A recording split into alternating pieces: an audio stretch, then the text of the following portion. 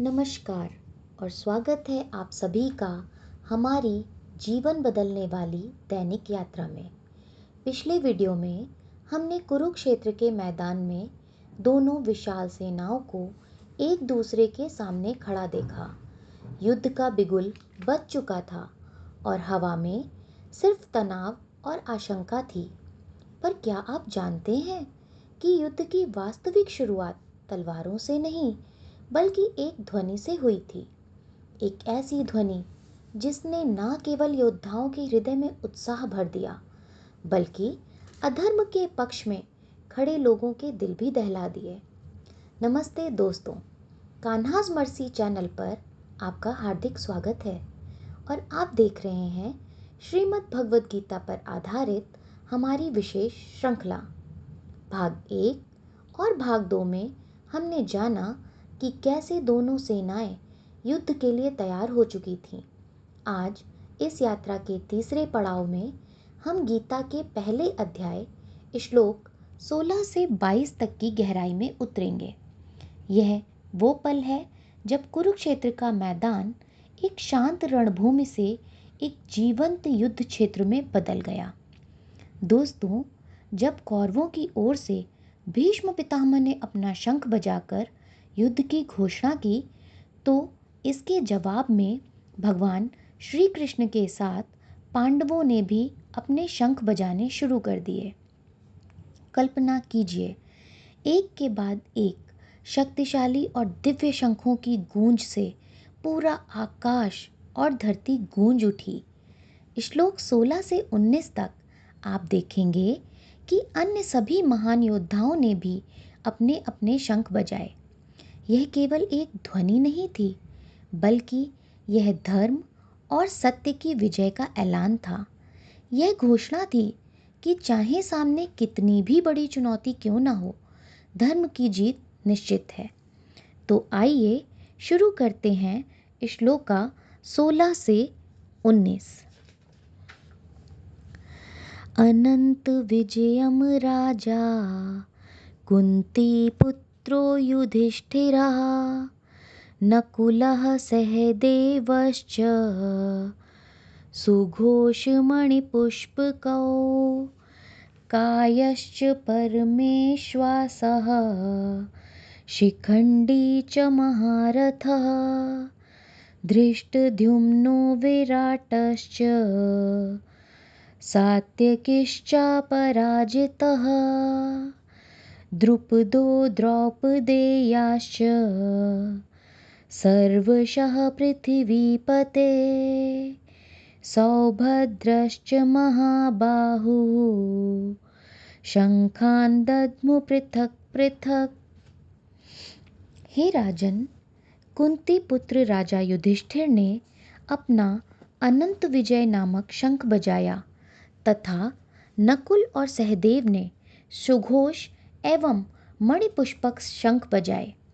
महान धनुर्धर काशीराज, परम योद्धा शिखंडी, धृष्टद्युम्न, विराट, अजेय, सात्यकी, द्रुपद, द्रौपदी के पुत्र तथा सुभद्रा के महाबाहु पुत्र आदि सबों ने अपने अपने शंख बजाए। तात्पर्य: संजय ने राजा धृतराष्ट्र को अत्यंत चतुराई से यह बताया कि पांडु के पुत्रों को धोखा देने तथा राज्य सिंहासन पर अपने पुत्रों को आसीन कराने की यह अविवेकपूर्ण नीति श्लाघनीय नहीं थी। लक्षणों से पहले से ही यह सूचित हो रहा था कि इस महायुद्ध में सारा कुरुवंश मारा जाएगा। भीष्म पितामह से लेकर अभिमन्यु तक तथा अन्य पौत्रों तक विश्व के अनेक देशों के राजाओं समेत उपस्थित सारे के सारे लोगों का विनाश निश्चित था।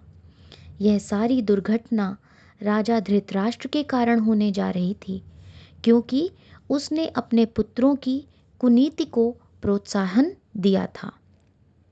श्लोक 19।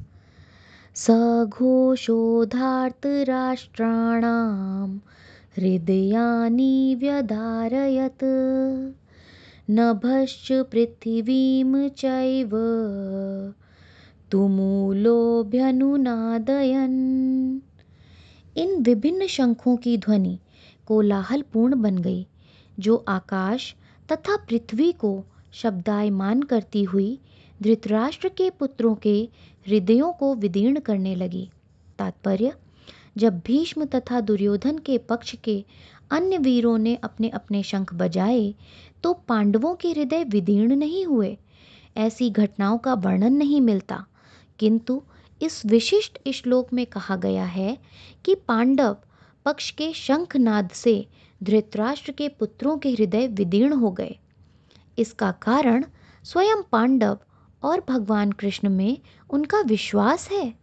परमेश्वर की शरण ग्रहण करने वाले को किसी प्रकार का भय नहीं रह जाता, चाहे वह कितनी ही विपत्ति में क्यों ना हो। श्लोक का 20। अथ व्यवस्थितान् दृष्ट्वा धार्तराष्ट्राङ्गपिन्ध्वजः प्रवृत्ते शस्त्रसम्पाते धनुरुद्यम्य पाण्डवः ऋषिकेशं तदा वाक्यम् इदमाह महीपते। उस समय हनुमान से अंकित ध्वजा लगे रथ पर आसीन पांडुपुत्र अर्जुन अपना धनुष उठाकर तीर चलाने के लिए उद्यत हुआ। हे राजन, धृतराष्ट्र के पुत्रों को व्यूह में खड़ा देखकर अर्जुन ने श्री कृष्ण से ये वचन कहे। तात्पर्य: युद्ध प्रारंभ होने ही वाला था। उपर्युक्त कथन से ज्ञात होता है कि पांडवों की सेना की अप्रत्याशित व्यवस्था से धृतराष्ट्र के पुत्र बहुत कुछ निरुत्साहित थे, क्योंकि युद्ध भूमि में पांडवों का निर्देशन भगवान कृष्ण के आदेशानुसार हो रहा था। अर्जुन की ध्वजा पर हनुमान का चिन्ह भी विजय का सूचक है, क्योंकि हनुमान ने राम तथा रावण युद्ध में राम की सहायता की थी, जिसमें राम विजयी हुए थे। इस समय अर्जुन की सहायता के लिए उनके रथ पर राम तथा हनुमान दोनों उपस्थित थे। भगवान कृष्ण साक्षात राम हैं और जहाँ भी राम रहते हैं वहाँ उनका नित्य सेवक हनुमान होता है तथा उनकी नित्य संगिनी वैभव की देवी सीता उपस्थित रहती हैं। अतः अर्जुन के लिए किसी भी शत्रु से भय का कोई कारण नहीं था। इससे भी अधिक इंद्रियों के स्वामी भगवान कृष्ण निर्देश देने के लिए साक्षात उपस्थित थे। इस प्रकार अर्जुन को युद्ध करने के मामले में सारा सत्परामर्श प्राप्त था। ऐसी स्थितियों में जिनकी व्यवस्था भगवान ने अपने शाश्वत भक्त के लिए की थी, निश्चित विजय के लक्षण स्पष्ट थे। जब अर्जुन ने देखा कि उसके सामने खड़े योद्धाओं में उसके ही गुरु, भाई और रिश्तेदार हैं, तो उसके मन में उथल पुथल मच गई। इसी बीच उसने अपने रथ को दोनों सेनाओं के बीच में ले जाने के लिए भगवान कृष्ण से कहा। श्रीमद् भगवद गीता का यह हिस्सा हमें सिखाता है कि जीवन में जब हम किसी बड़े फैसले के मोड़ पर होते हैं तो हमें स्पष्टता की ज़रूरत होती है। अर्जुन का शंखनाद और फिर रथ को बीच में ले जाने का अनुरोध यह दर्शाता है कि किसी भी बड़े कार्य को शुरू करने से पहले हमें अपने आप को और अपनी स्थिति को पूरी तरह से समझना चाहिए। यह शंखनाद हमारे भीतर की उस आवाज़ की तरह है जो हमें जीवन के सही मार्ग की याद दिलाती है। यह हमें बताती है कि चाहे कितने भी रिश्ते या मोह क्यों ना हो, जब बात धर्म की हो तो हमें बिना संकोच आगे बढ़ना चाहिए। श्लोक का 21 और 22। अर्जुन उवाच सेनयोरुभयोर्मध्ये रथं स्थाप्य मेच्युत यावदेतान्निरीक्षेऽहं योद्धुकामानवस्थितान् कैर्मया सह योद्धव्यमस्मिन् रणसमुद्यमे। अर्जुन ने कहा, हे अच्युत, कृपा करके मेरा रथ दोनों सेनाओं के बीच ले चलें, जिससे मैं यहाँ उपस्थित युद्ध की अभिलाषा रखने वालों को और शस्त्रों की इस महान परीक्षा में जिनसे मुझे संघर्ष करना है, उन्हें देख सकूं।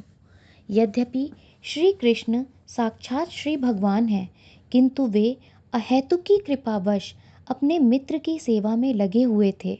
वे अपने भक्तों पर स्नेह दिखाने में कभी नहीं चूकते। इसीलिए अर्जुन ने उन्हें अच्युत कहा है। सारथी रूप में उन्हें अर्जुन की आज्ञा का पालन करना था और उन्होंने इसमें कोई संकोच नहीं किया, अतः उन्हें अच्युत कहकर संबोधित किया गया है। यद्यपि उन्होंने अपने भक्त का सारथी पद स्वीकार किया था, किंतु इससे उनकी परम स्थिति अक्षुण्ण बनी रही। प्रत्येक परिस्थिति में वे इंद्रियों के स्वामी श्री भगवान ऋषिकेश हैं। भगवान तथा उनके सेवक का संबंध अत्यंत मधुर एवं दिव्य होता है। सेवक स्वामी की सेवा करने के लिए सदैव उद्यत रहता है और भगवान भी भक्त की कुछ न कुछ सेवा करने की कोशिश में रहते हैं। वे इसमें विशेष आनंद का अनुभव करते हैं कि वे स्वयं आज्ञादाता न बने, अपितु उनके शुद्ध भक्त उन्हें आज्ञा दें। चूँकि वे स्वामी हैं, अतः सभी लोग उनके आज्ञा पालक हैं और उनके ऊपर उनको आज्ञा देने वाला कोई नहीं है।